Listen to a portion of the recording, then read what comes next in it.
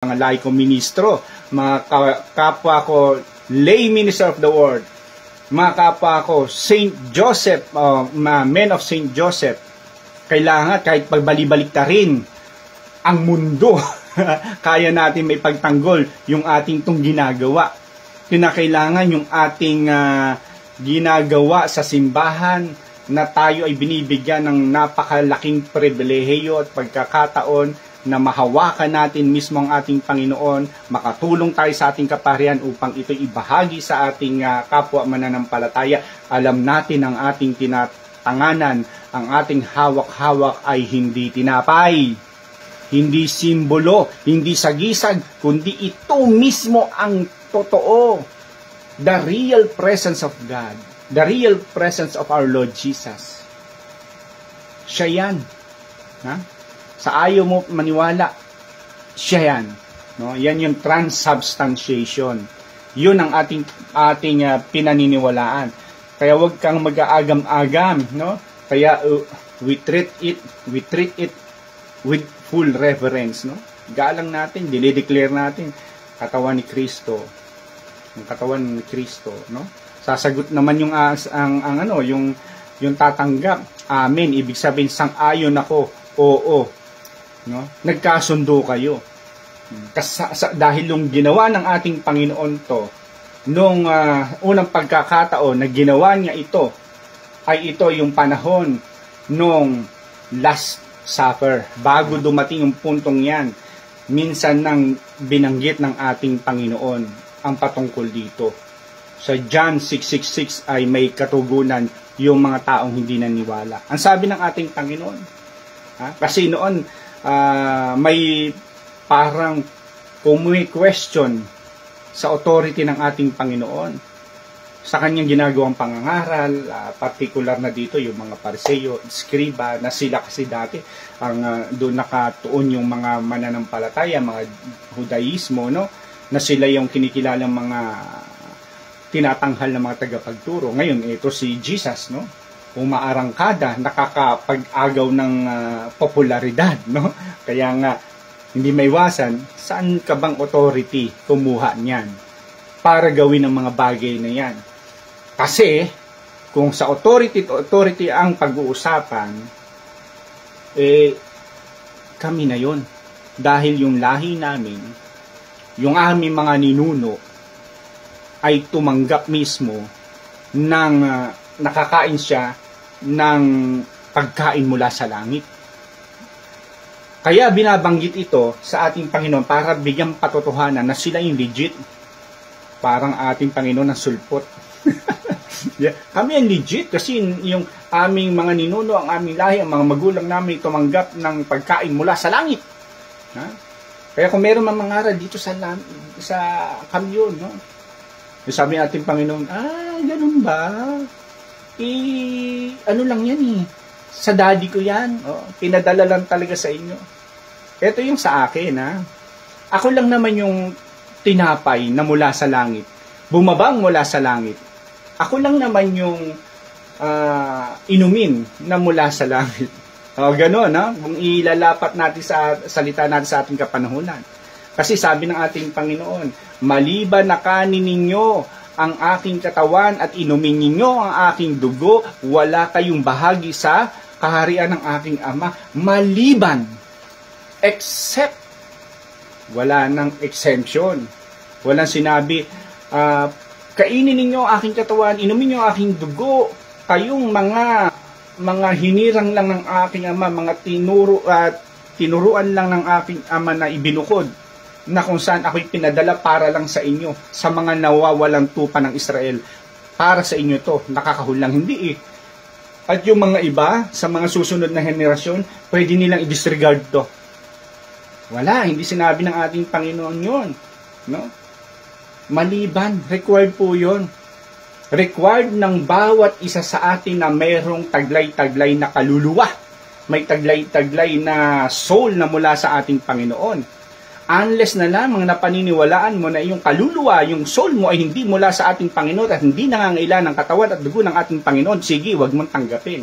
Pero the mere fact na naniniwala ka na iisang pinagmumula ng ating kaluluwa, iisang pinagmumula ng ating yung soul na ito, kailangan natin to. Yung mga nandoon, teka, mabigat na pananalita to. Kaya anong nangyari? Nagsialis na. Marami ang nagsitalikod. John 6:66. Alam na this, yung 666, yung mga tumalikod, yung mga nagkaroon ng aversion sa tunay na katawan ng ating Panginoon na hanggang ngayon ay tumatanggi, 666 kayo. Sabi doon sa Bible, No. Bakit? Tumalikod ko, ayaw nyo tanggapin Simbolo lang sa inyo Hindi nyo binibigyan ng pagpapahalaga at importansya Para bang pasong-paso kayo, parang ayaw nyo paglaanan. Manapay iniisip nyo na lang na hindi, special ang kaluluwa namin. Ibang gawa siguro, no? Hindi namin kailangan yung katawan at dugo ng ating Panginoon. Para sa mahihinang mananampalataya lang yan. Level up kami. May ganun ba? Hindi naman Ito ang kagandahan sa ating Panginoon. Sa mga hinihirang niya, maging sa ating kapanahunan, ang Diyos kapag humihirang niya, hindi sa pilitan. Ang Diyos kapag humihirang yan, hindi yung tipong iipitin ka, brabrasuhin ka, mapapahama ka kapag hindi ka sumunod. Ang Diyos kapag humihirang, kinakailangan matiyak na niyan ang pagsunod mo ay mula sa puso mo. Nababasa ng ating Panginoon yan. Alam ng ating Panginoon yan. Kung anong motibo ng puso mo.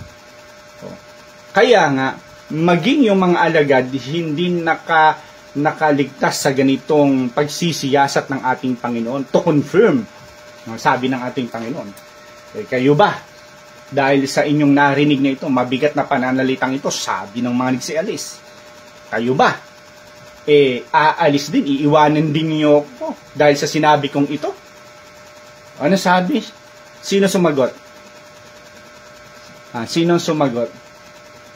Si Saint Peter, ang ating unang papa. Ang sabi ni Saint Peter, ang sabi ni Pedro, Panginoon, nasa sa iyo ang salita na nagbibigay buhay. Kay nino pa kami susunod? Kay nino pa kami pupunta? Ibig sabihin, hindi kami aalis, Panginoon. Sinabi mo yan, ikaw ang katawan, ikaw ang dugo, na dapat namin kainin at inumin. Sige, sabi mo yan Parang ganun ang dinadrive. Kasi nasa iyo ang salita na nagbibigay buhay, kay nino pa kami pupunta, saan pa kami pupunta, kundi kung kami aalis. Ang laking tuwa ng ating Panginoon, na-impress siya sa sagot ni Saint Peter, ni San Pedro. Pero sinabi niya, mapalad ka, sapagkat yang sinagot mong yan ay hindi ganang sa iyong sarili. Yan ay grasya na ibinigay sa iyo ng aking Ama na ipinaalam sa iyo. Kaya damirpak na tayo sa ating kapanahunan ngayon, nakatulad din ni San Pablo ng mga alagad o ni San Pedro na nanatili sa kanya at hindi nang nagdududa na ang tunay na presensya ng katawan at dugo ng ating Panginoon na essential sa ating kaluluwa, ay naniniwala tayo na ito hindi simbolo, bagkus ito ang the real presence ng katawan at dugo ng ating Panginoon na dapat natin pinakaasam-asam, ibig sabihin, mapalad ka. Pero yaong mga hanggang ngayon ay winawalang halaga, na para bang itong pagtanggap ng katawan at dugo ng ating Panginoon ay kinakailangan ng as per kursonada.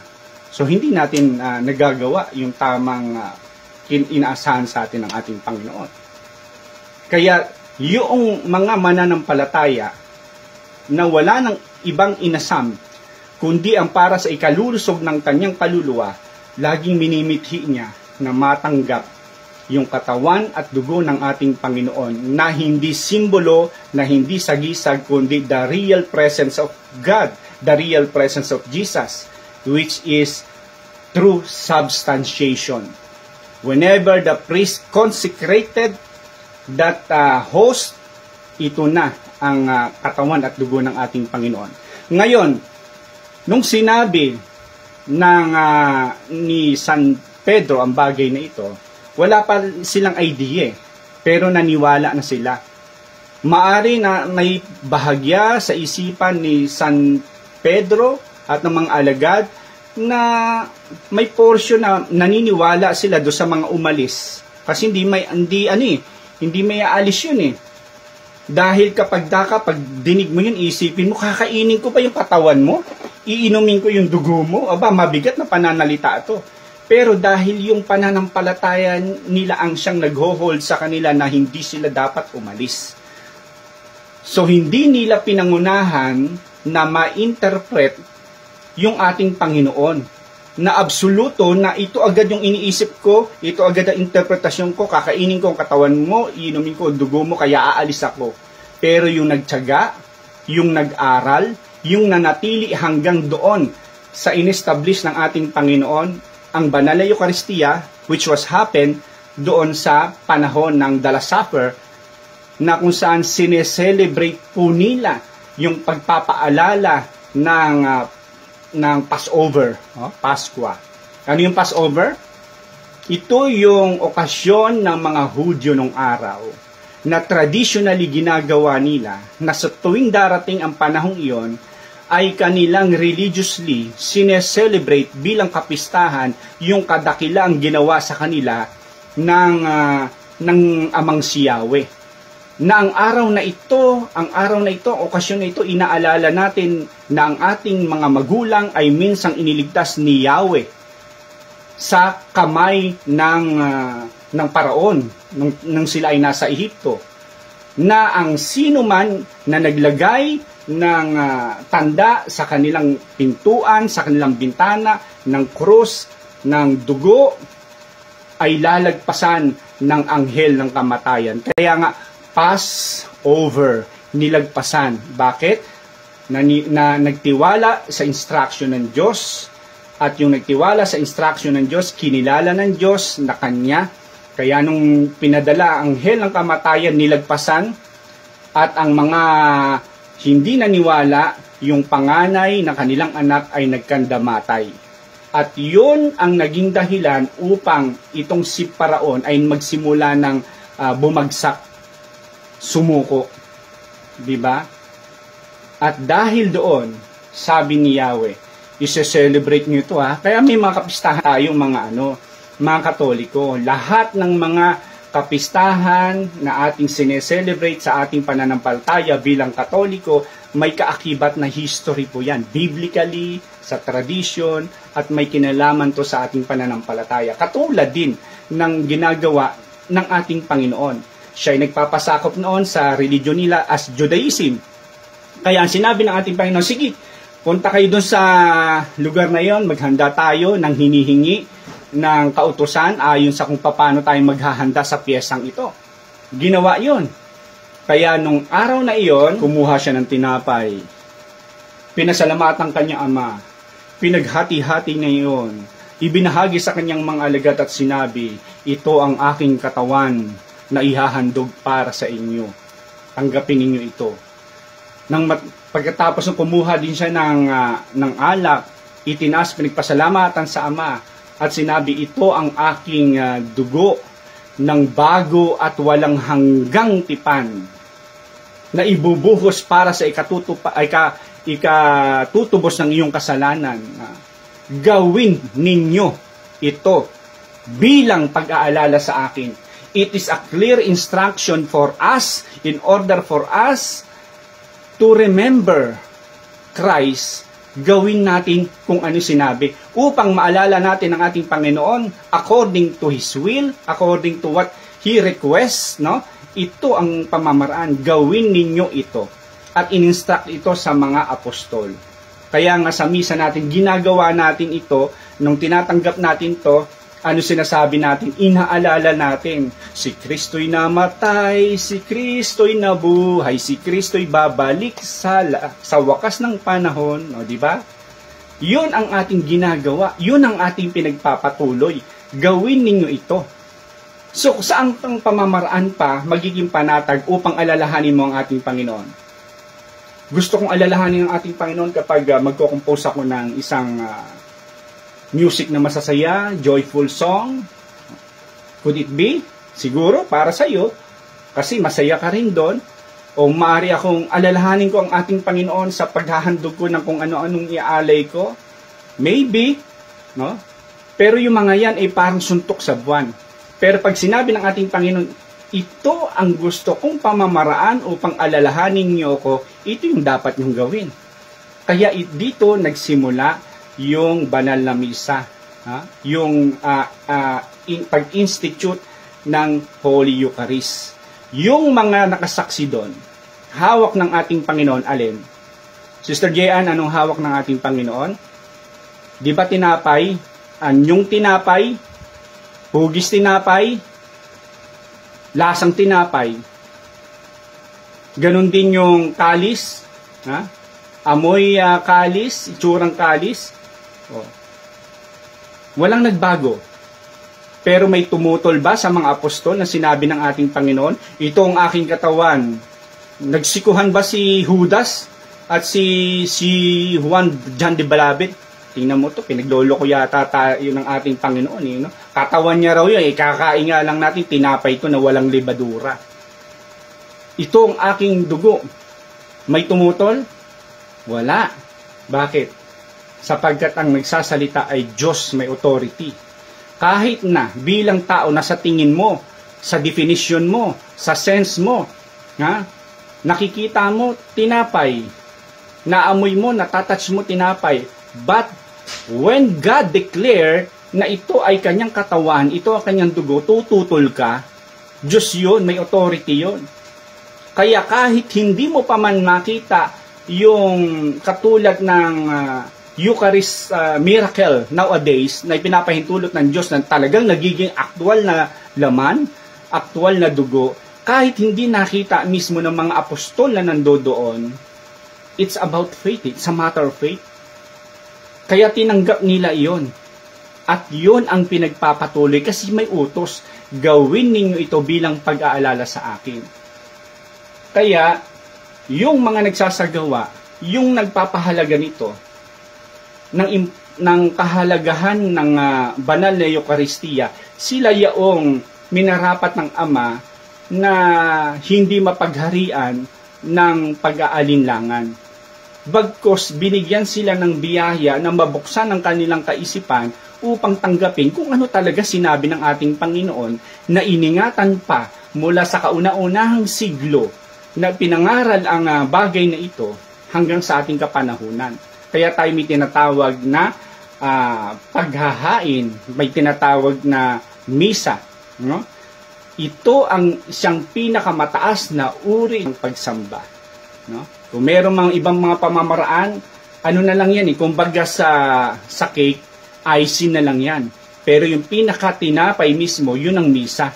Yun ang pinakamataas na uri ng pananambahan at pagsamba. Bakit? Kasi may pag-aalay Kasi nandun inaalay natin ang mismong ating Panginoon, the divine body, blood, soul, and divinity of our Lord Jesus Christ. Inaalay natin doon sa ating Ama. Kaya tayo na tatanggap nito ay nagiging karapat-dapat tayo. Bakit? Dahil sa kabanalan ng alay na ito na ating hindi tinanggi bagkus pinaniwalaan. So napakahalaga. Pakamitiin natin, Catholics, na pahalagahan in face value ang sinasabi ng ating Panginoon na maliban na kanin nyo ang aking katawan, inumin nyo ang aking dugo, hindi kayo magkakaroon ng buhay, hindi kayo magkakaroon ng, wala kayong bahagi, no? Walang exemption, no? Kasi isa lang ang composition ng ating soul na kapag sinabi ng ating Panginoon, kailangan natin yan to sustain, na makita at madatnan tayo ng ating Panginoon na nananatili na buhay. At ito nga ang nagsusustain sa atin. Kaya nga, meron tayong continuous communion. Being communion with God. Yan ang sinasabi ng ating Panginoon nung siya'y umalis. Huwag kayong mag-alala. Ipahayag ninyo ang mabuting balita ng kaligtasan, lahat ng inyong narinig sa akin. Ituro ninyo, gawin ninyong alagad ko ang lahat ng bansa. Basbasan nyo sila sa ngalan ng Ama, ng Anak, ng Espiritu Santo. At huwag kayong mag-alala, ako'y kasama ninyo hanggang sa katapusan ng sanlibutan. Ibig sabihin, kailan natin nakakasama ang ating Panginoon? sa pamamagitan ng banal Eucharistia araw-araw sa banal na misa. No? Hindi natin kinakailangan ng ano pa mga lugar na pwede natin puntahan at akalain na nandito ang ating Panginoon, nandoon siya. Mismo biblically, traditionally, ipinaglaban ito ng mga mananampalataya ng araw, ano pat ang kanilang buhay na buwis dito sa pananampalatayang ito sa tunay na ebanghelyong iningatan upang makarating sa atin sa pamamagitan ng pamamahala ng simbahang ipinagkatiwala ng ating Panginoon kay John the Beloved at kay Mama Mary. Kaya nga intact yung pananampalataya nating mga Katoliko na dapat nating na ito'y panatilihin at manatili tayo na mayroon tayong sapat na kaalaman dito upang mapahalaga natin, ma-appreciate natin what it makes to be a Catholic. Bakit napakasarap na maging Katoliko. Although mahirap talaga kapag talagang sinunod natin yung pangangailangan sapagkat kinakailangan natin na manatili sa state of grace. We have to monitor our soul. Nasa na ba sa araw na ito ang kalagayan ng aking kaluluwa sa harapan ng ating Panginoon? We have to everyday, daily examination of our conscience. No? Napakadali maging Katoliko, pabinyag ka lang, Katoliko ka niya. Pero ang magpakakatoliko, hindi po ganyang kadali po yan. Yan, dan papasok ang sinasabi ng ating Panginoon na kayo ay aking hinirang. At bilang mga hinirang kayo, ako ang inyong Panginoon, kayo ang aking mga alagad, walang alagad na hihigit sa iyong Panginoon. Kung akong Panginoon ay dumaranas ng paghihirap, dumaranas ng pag-uusig, kayo din naman. Hindi ko inilihim yan. Lantad kong sinabi yan. Kaya huwag kayong masyadong papaiskam na ang pagsunod sa ating Panginoon ay puro laging blessing sa pamantayan ng isipan ng tao. What is blessing sa isang ordinaryong tao?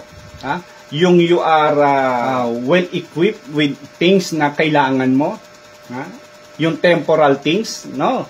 Ang sabi ng ating Panginoon, kung ako ay dumanas sa paghirap ng pag-usig, daranasin din ninyo, sapagkat ang mga pagsubok, ang mga sufferings ay bahagi ng pagkahirang ko sa inyo, sabi ng ating Panginoon.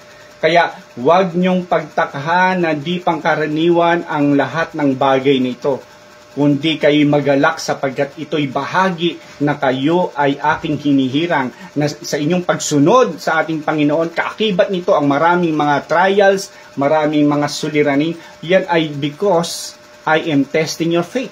May faith na ako may faith na kayo sa aking on my assessment, may faith na kayo na which I have to test. Pero kung ang pinapakita niyo sa akin ay hindi pa pumapasok sa kategory na faith yan, ba't ko tetestingin yan? Sige, magpakasaya lang kayo yan na inaakala ninyo yan ay bahagi ng blessing. Actually, the blessing na iniisipan ng tao, which is more in material, in worldly blessing, it is not that blessing na inaalok sa atin ng ating Panginoon. Ano sabi ng ating Panginoon? Mag-ipon kayo, wag ng mga bagay dito sa lupa, yung mga bagay na kinakalawang, kinakain ng tanga, kayo mag-ipon ng mga bagay na nasa langit, kung ano yung mga bagay na karapat-dapat kalugod-lugod sa Kanya. So, may gagawin po tayo talaga, mga kalaiko, mga kapatid, na bahagi ng ating pananampalataya upang mapanatili tayo sa presensya ng ating Panginoon. So, yun, yung ikalawa, the Eucharist is not just a symbol. Hindi siya simbolo, hindi siya sagisag, kundi the real presence of the Lord. Yun ang tinatawag na transubstantiation. Yun ang sinasabi. Yan, and that what makes Catholic differs, para sa ibang mananampalataya. Kasi sa iba, simbolo lang yan Kaya nga ang sabi sa isang bahagi ng kasulatan, kung kayo ay tatanggap, kasi noon practices na yan Kaya nga sila ay nagkakaroon ng misa sa mga catacomb. Alam niyo mga catacomb, yun yung mga libingan noon, mga yungib. Noong panahon na inuusig yung mga Kristiyano, mga Katoliko, doon sila nagsasagawa ng misa. Doon sa mga pagong mga yungib, kuweba, which historically, even sa ngayon, ay makikita mo yung kanilang mga relikiya. May nadidiscover sila na minsan ay mayroong isinagawang misa dito. At makikita mo yung mga katakob na na-discover, even the science explains, na mayroong naganap, may lamesa doon, may images ni Christ doon. Kaya kayo na mga tumutulig sa mga larawan, sa banal larawan namin mga Katoliko, sa mga images ng mga Katoliko, hindi po yan yung inaakala yung Diyos-Diyos yan. Sapagkat even the concrete evidence, makikita na doon sa mga existing catacomb na nadidiscover, may picture ng ating Panginoon, may picture ni Mama Mary, kung paano nila isinasalarawan, kasi visual aid nila yon. At sabi ni Apostol Pablo, kung kayo'y tatanggap ng hindi karapat-dapat, kayo'y magkakasala sa katawan at dugo ng ating Panginoon. Kasi ang mga ginagawa ng iba, okay, dadalo ako ng misa, kasi birthday ko, kasi may kasal, kasi may libing, tapos pipila ako ng communion, mga kapatid, bilang laiko, ministro, sinasabi ko sa inyo, wag na ho kayong tumanggap. Bakit? Dahil sa halip na inakala nyo mapapabuti kayo, mapapahama kayo, sapagkat sinasabi sa Biblia, kapag kayo'y tumanggap ng katawan at dugo ng ating Panginoon, na hindi sinaasalang-alang, na hindi inihanda ang sarili, na hindi naging karapat-dapat, kayo nagkakasala sa katawan at dugo ng ating Panginoon. Sapagkat ang ating Panginoon, kung saan siya inilalaga, karapat-dapat na mailagay siya sa isang malinis na lalagyan. Kaya nga, sa pagdating ng ating Panginoon, sa unang pagkakataon, na-encounter niya ang kanyang pinsan na nangangaral na noon, si Juan Bautista. Anong sinasabi niya habang siya nangangaral? Repent, magsisi kayo, talikdan niyo yung kasalanan. Ang mga lubak-lubak na daan, patagin niyo. Yung mga bundok-bundok na daan ay iyong tuwirin. No? Sapagkat higit sa akin ang susunod sa akin, ni hindi ako maging karapat-dapat man lang na kumalag sa kanyang sandalyas. Meron siyang inaasahan na darating. At ito nga ang kanyang pinsan na ating Panginoon. Kaya nung dumating ang ating Panginoon, inihanda na ni Juan Bautista yung kanyang mga tagasunod niya para sa ating Panginoon. Ganon yun, mga kapatid. Kaya nga, nung in-institute ng ating Panginoon, yung kauna-unahang misa, yung kunento nga sa The Last Supper, bago yung Last Supper na yan, bago sila umupo sa banal lamesang yan, anong nangyari? Hinugasan ng ating Panginoon ang paa ng kanyang mga alagad. Ibig sabihin, kinakailan linisin ka muna.